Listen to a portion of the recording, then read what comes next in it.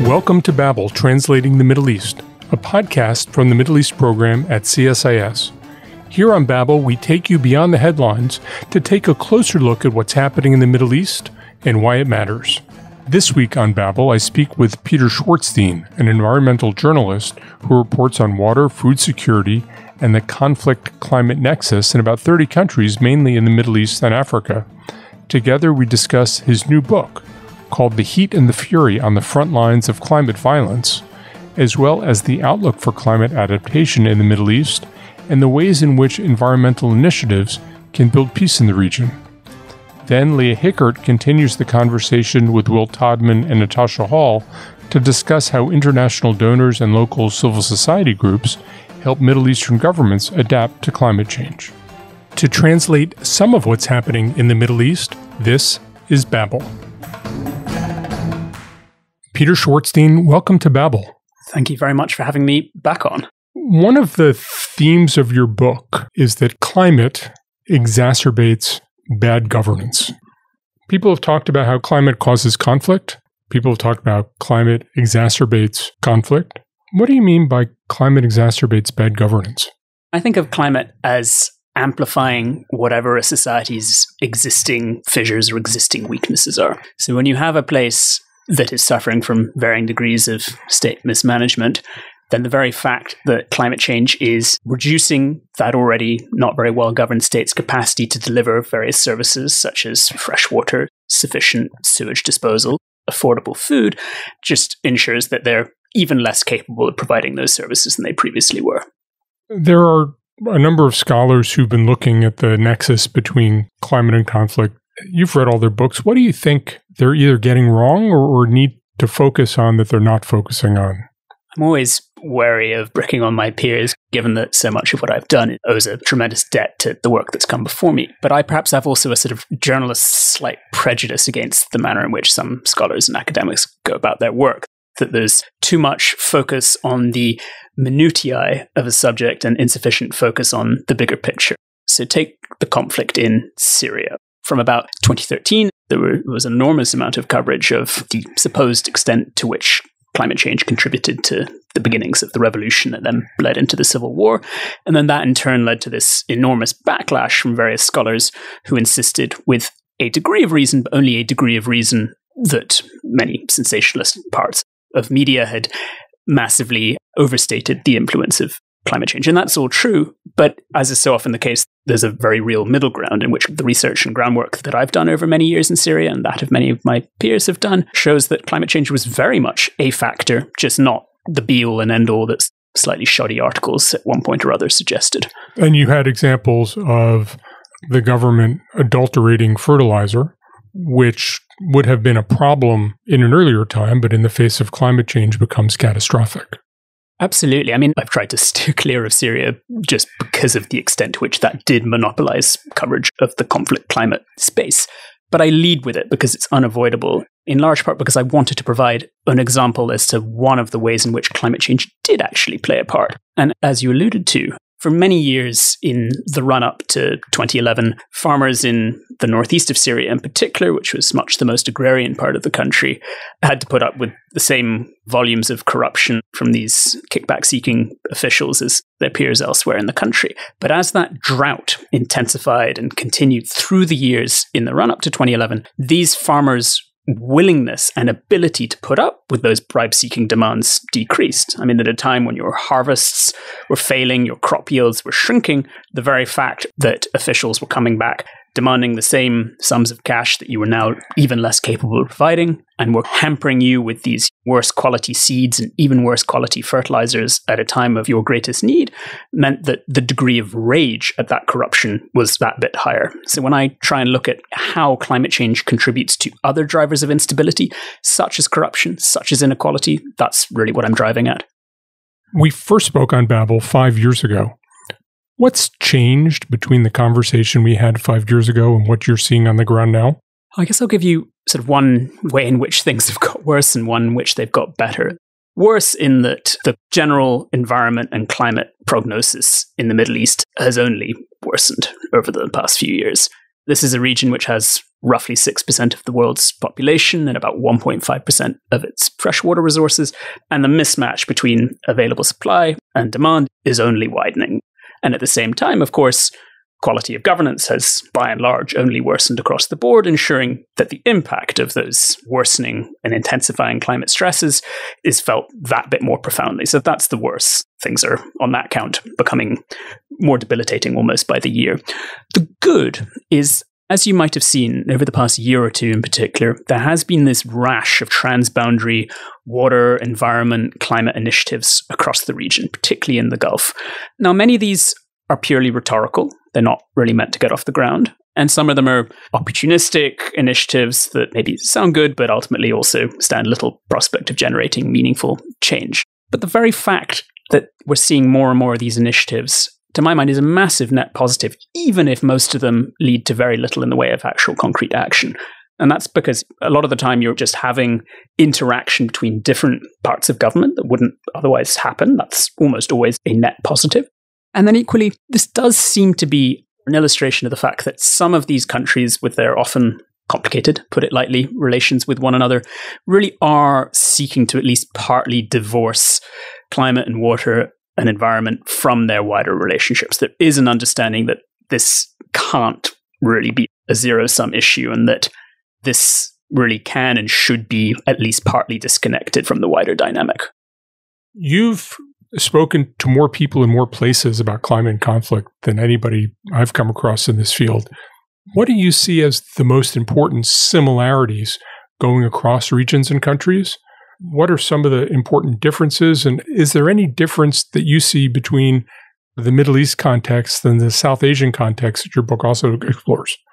One of the key points of similarity is that it's at a very local level, between communities, between villages, and between various subnational actors like provinces and, say, governorates in an Iraqi context, where resource-related violence is really mushrooming. And that's true of the Middle East, and that's true of parts of Africa and South Asia as well. Now, we know that at a global level, there are more conflicts within countries than at any point since the Second World War. And a lot of the time, that's because there is sort of more incentive to violence at a local level than there is between nation states, where a lot of the time countries are aware that there's limited prospect of actually pilfering additional resources from one's neighbor, while unfortunately it's often a rather different situation at a local level. So that's a key similarity. Points of difference, I'd have to rack my brain here. But for me, someone who's done most of his work in different parts of the Middle East and North and East Africa, the captivating thing is the sort of relative absence of water. In South Asia, a lot of the time it's an issue of excess water, but also the degree of variation in South Asia is extra problematic. The monsoon has sometimes been described only half jocularly as the real finance minister of South Asia. And the very fact that the Indias and Pakistans and Bangladeshs of the world are as acutely vulnerable to this increasingly fickle series of seasonal rains arguably places them at an even greater risk than many of their Middle Eastern peers who don't have enough water but aren't necessarily suffering with quite the same degree of seasonal variations as their peers elsewhere. Does that suggest that in South Asia, more of the emphasis should be placed on large-scale infrastructure, and in the Middle East, more on community-based or locally based initiatives to distribute scarce water, or are there other conclusions we should draw from that? It varies a lot through different parts of South Asia and different parts of the Middle East. Really, we need everything. We need a return in some instances to the kinds of nature-based or indigenous solutions that are sometimes excessively fetishized, but nevertheless play their role. I'm talking here of things like the Karez systems that we've historically had in parts of Iran, parts of northern Iraq, the Faraj system in Oman and parts of the Arabian Peninsula. They can play a role to a certain extent. Equally, there are places, especially in the Saudis and other parts of the Middle East, in which enhanced and ever more efficient desalination is unfortunately likely the only solution, despite the many potential pitfalls. And then in parts of South Asia, parts of the Middle East, parts of Africa alike, there's going to be some really, really tough policy levers that states have to pull. And by this, I mean there are places in which agriculture is no longer viable, no matter what kinds of infrastructure is built, no matter what kinds of support is offered to farmers. Now, from a psychological point of view, that's extremely difficult. There's a desire to at least have partial mastery over your food supplies in places in which denial of food access or rising food prices has often been fatal for regimes. But you have places in which the nature of climate stresses mixed in with the nature of environmental degradation ensures that farming just isn't viable. And the understandable unwillingness on the part of authorities in parts of Jordan and parts of Iraq to recognize that will unfortunately stand these places in ever poorer stead as we go on. The Rutgers historian Toby Jones, writing about Saudi Arabia in the 1970s, talked about how the Saudis had turned oil into water, that they had used the oil resources to dig into aquifers and make Saudi Arabia one of the world's largest wheat producers for a while. I was surprised that aquifers didn't play a larger role in your book. Aquifers, as you know, have been very important to agriculture in a number of arid places. Aquifers are a little bit harder because you can't see them. You don't really know that they're shrinking, although certainly the water table in places like Yemen is dropping precipitously. How do you see aquifers as a piece of this, and why were they not a focus of what you wrote about? I mean, up to a point, it's partly a function of where I've kind of centered much of my work. So the Arabian Peninsula per se has not been as significant an area of research for me as it has for many others. But in the places where I have done much of my work, Jordan, Iraq, Syria, part of the issue is that we just don't have anywhere near as much data as we need. Now, this is a classic recurring problem across the region in which either data straight up doesn't exist or it's not made widely available by authorities. But, I mean, people often look at aquifers, especially farmers and municipal water authorities, as some kind of magical alternative source of water that can be turned to at a time when the rains are not falling as they previously did. And this is a massive issue because we have a wealth of anecdotal evidence, if not stats per se, to show that groundwater levels are falling at a pace that simply can't be sustained for much longer. So take Jordan, a country which is more groundwater dependent than almost any other in the region. Something like 10 out of the country's 12 main non-renewable aquifers are being pumped more or less dry. And as of a few years ago, Amman and the populous cities to its north are mostly dependent on the Dizi aquifer near the Saudi border. Now, when that aquifer runs dry, because it too is a non-renewable one, at some point in the next 10, 15, 20, 25 years maximum, nobody really knows what's going to come next, where the authorities are going to turn to for that kind of irreplaceable source of current supply. So this is a real kind of watch this space type issue. Certainly one of the things that we're seeing people talk about around the world is the energy transition, a shift toward renewables, as that certainly is not going to end a lot of the disruptions we see because of climate change. But it also seems that the energy transition can have its own disruptions in many states. As you think about your experience throughout the Middle East, what kinds of disruptions do you expect to see because of the energy transition and a shift toward renewables? I, like you, go to some of the same conferences across the region, and I sometimes walk away shaking my head, thinking that so many folks here, including these extremely clever, very switched on people, are just sort of walking into the abyss. And that abyss is a world with a good deal less fossil fuel usage, which, I mean, for some of the reasons we've touched on, is absolutely vital. But for countries like Iraq, countries like Libya that derive over 90% of their state revenues from oil and gas, there is next to no conversation on anything like the scale necessary as to what comes when the lifeblood of those economies slowly dissipates. I mean, the EU forecasts that by 2050, it will have something like a 79% reduction in its consumption of oil and gas. And if anything like that alone comes true, then that's just punching a kind of yawning gap in the balance sheets of basically every petrostate in the region. I mean, I've talked to an array of sort of Iraqi senior policymakers in particular, from the former president and the former prime minister downwards.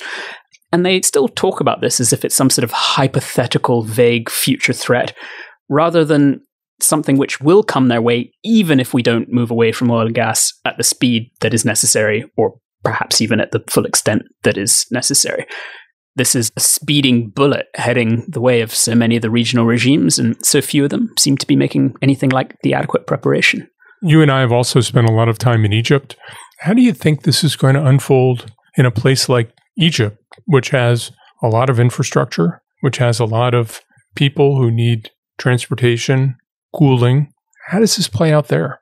On balance, I fear not well. Now, Egypt, in theory, has quite a lot going for it in this perspective. It's got a large chunk of what's known as the solar belt, this kind of swathe of reliably sunny territory in the far south where one could generate not only enough energy to supply Egypt's own needs, but arguably and quite possibly that of a chunk of Europe as well. Is it really of the scale where they could meet all of their electricity needs domestically as well as export? In theory, yes. It's just a question of whether they could get anything like the startup capital needed to build sufficient solar facilities. And I mean, of course, there's also that issue of needing the storage capacity to hold themselves over during the nighttime hours and during those rarish windows when the sun doesn't shine. But all of this requires quality governance. It requires anything but the kind of relatively chronic short-termist thinking that we've seen out of Cairo and so many other capitals. So even among states like Egypt that do have some of the tools to begin making this transition, we're just not seeing the degree of management necessary. Well, and profound amounts of capital. Jordan has been very interested in building its solar capacity. And it's a relative success. And the U.S. has been investing in that, trying to wean Iraq off of Iranian energy by having Jordanian exports. It still seems like it is relatively small scale and slow in a place that is 10% the size of Egypt and relatively better governed. I mean, when it comes to renewables, Jordan is sort of more than a relative success story. I think it's gone from something like having 10 to 12% of its electricity needs met by renewables, more than tripling that in the past decade. Given the fact that these solar panels and other associated bits of infrastructure keep on absolutely plummeting in cost, there's plenty of reason to envisage them making significantly greater gains in the years ahead. In climate discourse, this is one of the massive, massive sources of optimism at a time when a lot else is not going right. The economic competitiveness of renewables is extraordinary. I mean, at this point, not just matching, but in some places, massively outpacing oil and gas. And for places like Egypt and Jordan and further afield, where sort of it's cost and almost cost alone that's the key driving factor, that's really important and good news. What about the costs of moving away from all the infrastructure that is built around fossil fuels and electrifying everything into a sophisticated grid? I mean, is there money to do that in places like Egypt, Jordan, Iraq? In Egypt and Jordan, I don't think so.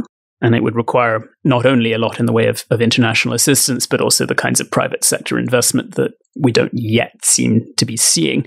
In the Gulf, and also in theory in Iraq, during periods when oil prices are perhaps a little bit higher than they currently are, there are some of the sums of money necessary to begin making that happen. But I mean, I used to get asked a fair bit by Western diplomats in Baghdad, like, what would it take for Iraq to begin addressing its water issues and treating them with the appropriate seriousness? And I used to say with relative conviction, it will take just a massive crisis, and at that point, they'll have to act whether they want to or not. And then along came the 2018 super drought, 120,000 odd people hospitalized for waterborne illnesses in the Basra area, and still, some little quick fixes aside, the Iraqi state did very little. So perhaps my confidence that crises will begin to shake states out of their torpor has been quite seriously shaken. It's certainly what we've seen in Saudi Arabia and the Emirates. Rather than relying on solar, there's been an investment in nuclear power. I guess from the assessment that even though that's a multi-billion-dollar decade-long operation to get going, it's still a better bet than large-scale solar.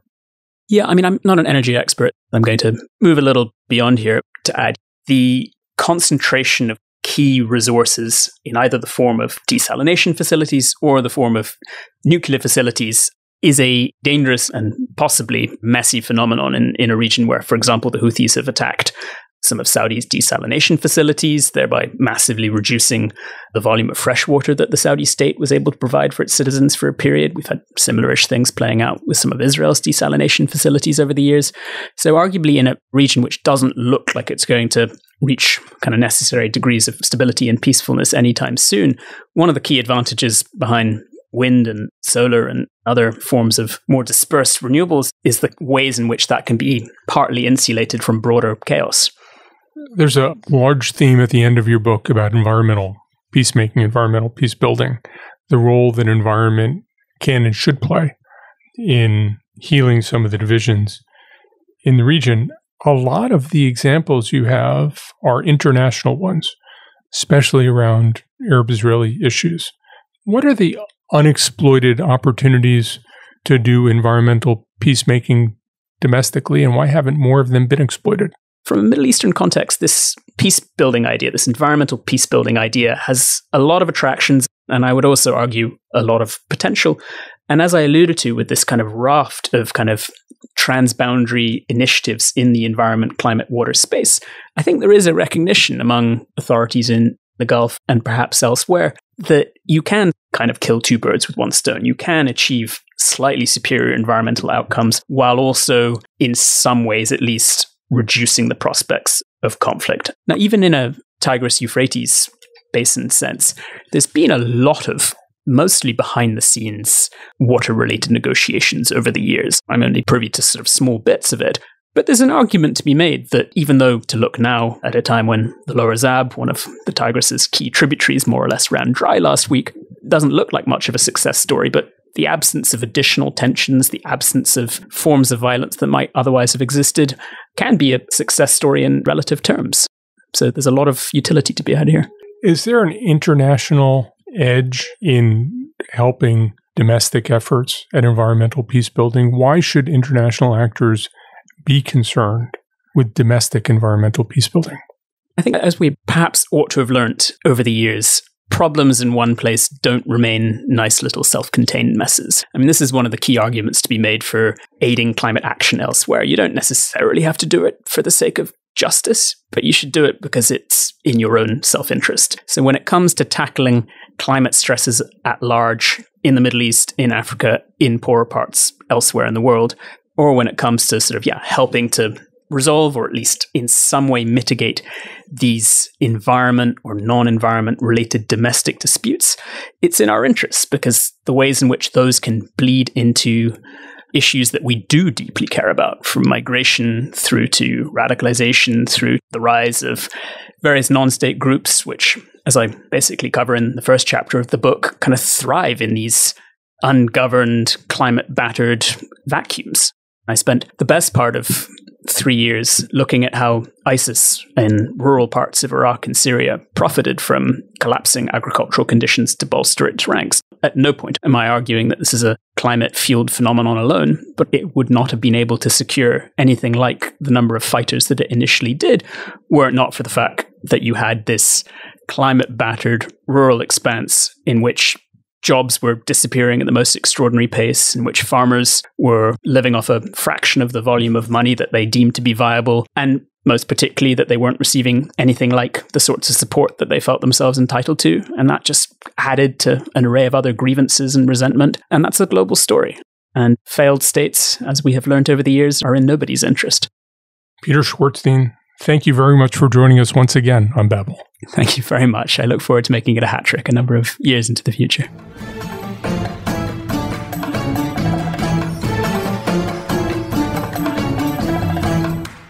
Mr. Schwartzstein discussed how environmental degradation and climate change exacerbate bad governance. How can international actors finance climate change mitigation or adaptation in places suffering from bad governance? So I think firstly, there's a range of contexts that we would group under bad governance. So on one hand, that could be unresponsive politics. It could be, a very corrupt place. It could be a place that's at war that has no governing authorities, or it could be a place that's controlled by a non-state group, sometimes groups that are designated as terrorist organizations. And so I think the challenges for operating in those different places are very different. Broadly speaking, though, I would say international actors should focus on adaptation rather than mitigation in these places, for exactly the reasons that Peter Schwartzstein said, that bad governance can be exacerbated by climate change. And so I think focusing on the adaptation piece is really important to bolster the resilience of these communities. And so there are ways that humanitarian organizations can mainstream adaptation into the operations they're doing or into early recovery operations as well. We're seeing lots of that at the moment, maybe even too much, or I think it's often not informed by real climate experts or people who fully understand the context there. So I think there's, a danger that it might not be being done as well as it could be done. But looking at other international actors like international financial institutions, they're often really constrained in what they can do in some of these contexts. And for them, I would say one of the most important things is to try to embed mechanisms of social accountability into the finance that they provide. And what that means is that's including a range of different kinds of stakeholders from the community that would benefit from these interventions and from this finance, to gather different perspectives, but also to make sure that there are mechanisms for transparency, because ultimately a lot of elites in these kinds of places have found lots of ways of benefiting in a corrupt way from these kinds of interventions. And I think it needs to be emphasized what the effects of bad governance could be in times of a natural disaster, because as Peter was talking about, it really exposes the fissures in society. And we've seen that to dramatic effect in places like Bangladesh and in places like Armenia. In 1970, the Bola cyclone was horrific. It killed, hundreds of thousands of people. And the government of Pakistan at the time simply wasn't helping East Pakistan. And that, in addition to a bunch of other issues, led to fighting and later the independence of a new country. In the case of Armenia, an earthquake in 1988 that the Soviet Union simply didn't really effectively respond to was yet another reason for sort of the desire for independence amongst a lot of the states there. So there are serious ramifications. We're about to come out with an edited volume, and one of the case studies is Sana'a, Yemen, which the Houthis now control, a non-state actor. And by some metrics, the Houthis, one of the reasons that they started expanding beyond the mountains that they're traditionally located in is because they started running out of water. And so the big issue today is if international actors are supporting climate adaptation and water security in the internationally recognized government-controlled areas, but they refuse to do anything in Sana'a or in Houthi-controlled areas, what will that really look like in the years to come as Sana'a continues to run out of water? Will you see outward migration from that area and ongoing conflict? Because that's what we've seen, as Peter was mentioning, at lower levels within all of these countries in recent years. Let's talk about why this matters. What will happen to the region, if not the world, if the Middle East doesn't adapt to climate change and water scarcity? I mean, like I said, I think the situation is pretty dire. The Middle East today already imports a great majority of its food. And that lack of food sovereignty is quite scary for a lot of governments. And we saw that with the crisis in Ukraine, where Lebanon and Egypt and Yemen imported a lot of their fertilizers and grains from these areas. And so they are very, very vulnerable to any kind of shocks in the system. And so again, you might see countries, and this is what we have seen with countries in the Gulf that have the money to do so, buying up land in other parts of the world, including the United States, to grow things like alfalfa for their own cows, for their own cattle. And we might see that, the sort of that outward grasp for land and water beyond the Middle East. And so there's that aspect of it. I think there's also certainly the migration aspect of it. If you look at maps of the livability of certain areas in the Middle East and Africa, many of these places will not be livable in the future. And so we're already seeing that in parts of southern and central Iraq, where tens of thousands of people have been forced to move to other parts of the country. And so as you see that, you'll see rising tensions within cities as sort of the country folk go to urban areas and put strains on already existing strained basic services. And that's what you've seen in places like Basra. Yeah, I completely agree with what Natasha said. And I think it's important to think about how unevenly the effects of climate change are probably going to be felt across the region. We talk about parts of the region becoming unlivable, and that's certainly true for many people.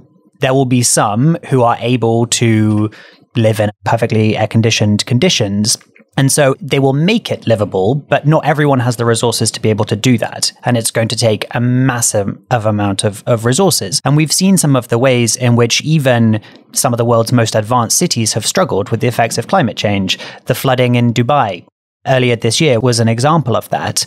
And so I think there are some pieces of this that the richer countries will be able to adapt to and work their way through. But even they will face real challenges. And then if you turn to the middle income countries, the lower middle income countries, the conflict affected countries, this will really make large areas unlivable. It will destroy large swaths of the economy, and it will lead to enormous disruptions.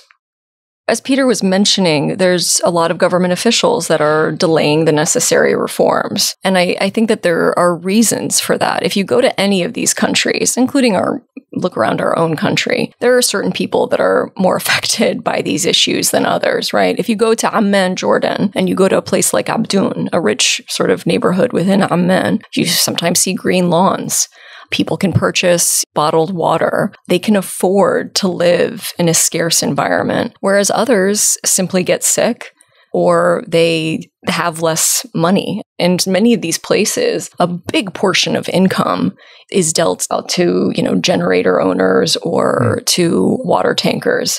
It's becoming increasingly expensive to be poor in these countries.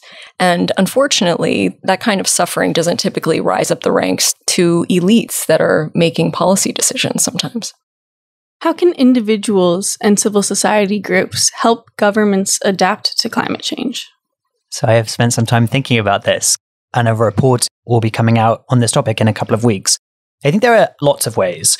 You said adapt, and I think that's important again. I think they are much better suited to work on adaptation than on mitigation. So that means rather than trying to advance renewables, it's about trying to build the resilience of communities to be able to survive these climate shocks and the scale of environmental degradation that is already taking place.